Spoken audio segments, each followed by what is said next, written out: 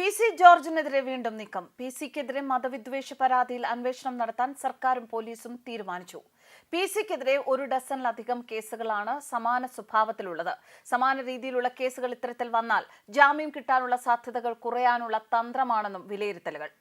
PC. ജോർജിന്റെ love ജിഹാദ് പ്രസംഗത്തിൽ കോഴിക്കോട് മുക്കം സ്വദേശി ഷെരീഫ് കാരമൂല നൽകിയ പരാതിയിൽ അന്വേഷണം നടത്താൻ നിർദ്ദേശം. കോഴിക്കോട് റൂറൽ എസ്.പിക്കാണ് അന്വേഷണം നടത്താൻ DGP നിർദ്ദേശം നൽകിയിരിക്കുന്നത്. വിദ്വേഷ പ്രസംഗത്തിൽ പി.സി. ജോർജിനെതിരെ കേസെടുക്കണമെന്നും ജാമ്യവ്യവസ്ഥകൾ ലംഘിച്ചാണ് പി.സി. ജോർജ് വീണ്ടും മതവിദ്വേഷ പ്രസംഗം നടത്തിയത് എന്നുമാണ് പരാതിയിൽ പറയുന്നത്. ലവ് ജിഹാദ് പരാമർശത്തിൽ പി.സി. ജോർജിനെതിരെ യൂത്ത് കോൺഗ്രസും യൂത്ത് ലീഗും നേരത്തെ പരാതി നൽകിയിരുന്നു. യൂത്ത് കോൺഗ്രസ് തൊടുപുഴ നിയോജക മണ്ഡലം പ്രസിഡന്റ് ബിലാൽ സമദും ഈരാറ്റുപേട്ട യൂത്ത് ലീഗുമാണ് പരാതി നൽകിയത്. നിലവിലെ കേസിലെ ജാമ്യവ്യവസ്ഥകൾ പി.സി. ലംഘിച്ചുവെന്നും വീണ്ടും നടത്തിയ വിദ്വേഷ പ്രസംഗത്തിൽ പി.സിക്കെതിരെ ജാമ്യമില്ലാ വകുപ്പുകൾ ചേർത്ത് കേസെടുക്കണമെന്നുമായിരുന്നു പരാതിയിലെ ആവശ്യം. എന്നാൽ ഈ ഒരു നിലപാടിനെതിരെ സമൂഹത്തിന്റെ വിമർശനം ഉയർന്നിരുന്നു. മതമൗലികവാദത്തെ ന്യായീകരിക്കുകയും വെള്ളപൂശാൻ ശ്രമിക്കുകയും ചെയ്ത ലീഗുകാരനുമായുള്ള വാഗ്വാദത്തിനിടയിൽ ഒരു ചാനൽ ചർച്ച നടത്തിയ സംഭാഷണത്തിനിടയിൽ ഉണ്ടായ നാക്കുപിഴയിൽ ക്ഷമാപണം നടത്തിയിട്ടും കേസെടുത്ത കേരള പോലീസ് പാലായിൽ ശിവലിംഗം കണ്ടെടുത്ത പാലാ രൂപതയുടെ ഭൂമിയിൽ ക്ഷേത്ര സമിതി അവകാശവാദം ഉന്നയിച്ചുവെന്നും പാലാ ബിഷപ്പ് ഹൌസ് അത് തള്ളിക്കളഞ്ഞുവെന്നും വ്യാജ വാർത്ത ഇറക്കിയിരുന്നു. അങ്ങനെ ഹിന്ദു ക്രിസ്ത്യൻ സമുദായങ്ങൾ തമ്മിൽ മതസ്പർദ്ധ ഉണ്ടാക്കാൻ കാരണമായതിനെതിരെ പാലാ പോലീസ് സ്റ്റേഷനിൽ നൽകിയ പരാതിയിൽ ദിവസങ്ങളായിട്ടും കേസെടുത്തിട്ടുണ്ടായിരുന്നില്ല. പി.സി. ഒരുപാട് സ്നേഹിച്ച ഒരു സമൂഹം വഴിതെറ്റി പോകുന്ന ഒരു സാഹചര്യത്തിൽ അവരിൽ എല്ലാവരും തീവ്രവാദികളാണ് എന്ന് അദ്ദേഹം പറഞ്ഞില്ല. ചില കാര്യങ്ങൾ ചൂണ്ടിക്കാണിച്ചു. തീവ്രവാദ സ്വഭാവമുള്ള സംഘടനകൾ ഈരാറ്റുപേട്ടയിൽ ഉണ്ട് എന്ന് പറയാനും നാടിന് ആപത്തുണ്ടാകുന്ന കാര്യങ്ങൾ ചൂണ്ടിക്കാണിക്കാനും 30-ലധികം വർഷം ജനപ്രതിനിധിയായിരുന്ന ഒരാൾ എന്ന നിലയിലാണ് പി.സി. പറഞ്ഞത്. എന്നാൽ അത്തരത്തിലൊരു സ്വാതന്ത്ര്യം അനുവദിക്കാത്ത സാഹചര്യമാണ് നമ്മുടെ നാട്ടിൽ എന്നാണ് പി.സിയുടെ സംഭവം വ്യക്തമാക്കുന്നത്.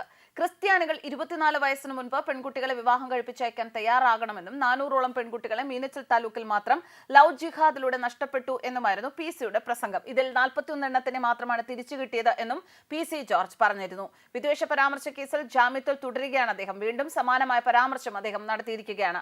വിദ്വേഷ പരാമർശങ്ങൾ ആവർത്തിക്കരുത് എന്ന ജാമ്യ വ്യവസ്ഥയിൽ പി.സി. ജോർജിനോട് കോടതി നേരത്തെ നിർദ്ദേശിച്ചിരുന്നതാണ്. പാലാ ലാലത്ത് KCBC ലഹരി വിരുദ്ധ പരിപാടിയിൽ സംസാരിക്കുകയായിരുന്നു പി.സി. ജോർജ്.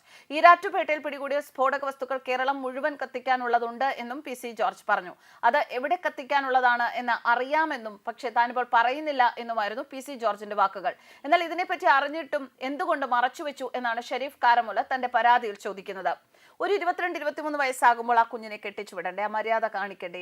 25 വയസ്സാവുമ്പോൾ എനിക്ക് തോന്നിയല്ലോ പെൺകുട്ടികളെ കാണുമ്പോൾ സന്തോഷം. അപ്പോൾ ഒരു പെൺകൊച്ചിന് ആണുങ്ങളെ കാണുമ്പോൾ സന്തോഷം തോന്നില്ലേ? ഇത് റിയാലിറ്റിയാണ്, മനുഷ്യ സഹജമായ ദൗർബല്യമാണ്. ഇതറിയാതെ പോയിട്ട് കാര്യമൊന്നുമില്ല. ഒരു 28-29 ആയാൽ വല്ല ശമ്പളവും കിട്ടുന്നതാണെങ്കിൽ കെട്ടിക്കില്ല. ആ ശമ്പളം അങ്ങ് ഊറ്റിയെടുക്കാമല്ലോ. ഇതാണ് പ്രശ്നം. ക്രിസ്ത്യാനികൾ നിർബന്ധമായും ഒരു 24 വയസ്സിനകം പെൺകുട്ടികളെ കല്യാണം കഴിപ്പിക്കണം എന്നാണ് പി.സി. ജോർജ് പറഞ്ഞത്. നേരത്തെ ടെലിവിഷൻ ചാനൽ ചർച്ച നടത്തിയ വിദ്വേഷ പരാമർശത്തിന്റെ പേരിലായിരുന്നു പി.സി. ജോർജിനെതിരെ കേസെടുത്തത്. കോടതി 14 ദിവസത്തേക്ക് റിമാൻഡ് ചെയ്തു എങ്കിലും ആരോഗ്യ പ്രശ്നങ്ങൾ ചൂണ്ടിക്കാട്ടി കോട്ടയം മെഡിക്കൽ കോളേജിൽ ചികിത്സയിലായിരുന്നു അദ്ദേഹം. പിന്നാലെ ഈരാറ്റുപേട്ട മജിസ്ട്രേറ്റ് കോടതി പി.സിക്ക് ജാമ്യം അനുവദിക്കുകയായിരുന്നു. ആരോഗ്യ പ്രശ്നം കണക്കിലെടുത്താണ് ജാമ്യം പരിഗണിച്ചത്. എന്നാൽ ഈരാറ്റുപേട്ടയിലുള്ള എല്ലാവരും തീവ്രവാദികളാണ് എന്ന് പി.സി. ജോർജ് പറഞ്ഞിട്ടില്ല എന്നായിരുന്നു അദ്ദേഹത്തിന്റെ മകൻ ഷോൺ ജോർജ് പറഞ്ഞത്. തീവ്രവാദ സ്വഭാവമുള്ള ചില സംഘടനകൾ ഈരാറ്റുപേട്ടയിൽ പ്രവർത്തിക്കുന്നുണ്ട് എന്ന് ചൂണ്ടിക്കാണിക്കുക മാത്രമാണ് ഒരു ജനപ്രതിനിധി എന്ന നിലയിൽ അദ്ദേഹം ചെയ്തിട്ടുള്ളത്. എപ്പോഴും പി.സി. ജോർജ് നടത്തുന്ന പ്രതികരണങ്ങൾക്ക് കാതോർത്തിരിക്കുന്ന ചിലരുണ്ട്. അതായത് അദ്ദേഹത്തെ അനുകൂലിക്കുന്നവർ മാത്രമല്ല പ്രതികൂലിക്കുന്നവരും അദ്ദേഹം പച്ചയായി പറയുന്ന അല്ലെങ്കിൽ ഒരു ഉളുപ്പുമില്ലാതെ പറയുന്ന പി.സി. ജോർജിന്റെ വാക്കുകൾ വളരെ താല്പര്യത്തോടെ കേൾക്കാറുണ്ട്. പലപ്പോഴും ഇത്തരം പ്രതികരണങ്ങളാണ് പല വിഷയങ്ങളിൽ ഈ രീതിയിൽ പ്രതികരിച്ചു പോകുന്ന പി.സിക്ക് അതെല്ലാം ഒരു ബൂമറാങ് പോലെ തിരിച്ചു വരുന്ന ഒരു രീതിയാണ് പലപ്പോഴും കാണാറുള്ളത്. അങ്ങനെയാണെങ്കിൽ തന്നെയും താൻ പോയി തന്റെ പണി നോക്കുന്ന മനോഭാവത്തിലിരിക്കുന്ന ഒരു ആറ്റിറ്റ്യൂഡാണ് പി.സി. ജോർജിനുള്ളത്. ഒന്നും അദ്ദേഹത്തിന് ഏശുകയല്ല. പക്ഷേ അത് തന്നെയാണ് അദ്ദേഹത്തെ വ്യത്യസ്തനാക്കുന്നതും. എന്തായാലും പി.സി. ജോർജ് പറഞ്ഞ ഈ വിവാദ പ്രസ്താവനയുടെ പേരിൽ ജാമ്യ വ്യവസ്ഥകൾ ലംഘിച്ച് അദ്ദേഹം വീണ്ടും നടത്തിയ ഈ പ്രസ്താവനയുടെ പേരിൽ ഇപ്പോൾ പി.സിക്കെതിരെ വീണ്ടും കേസെടുക്കാൻ അല്ലെങ്കിൽ അന്വേഷണം നടത്താനുള്ള നീക്കം നടക്കുകയാണ്. പി.സിയുടെ നേരെയുള്ള വേട്ടയാടൽ തുടരുന്നില്ല. പക്ഷേ അദ്ദേഹം വേട്ടയാടാനുള്ള സാഹചര്യം ഉണ്ടാക്കി കൊടുക്കുകയാണ് എന്ന് വേണം പറയാൻ. ന്യൂസ് ഡെസ്ക് കർമ്മ ന്യൂസ്.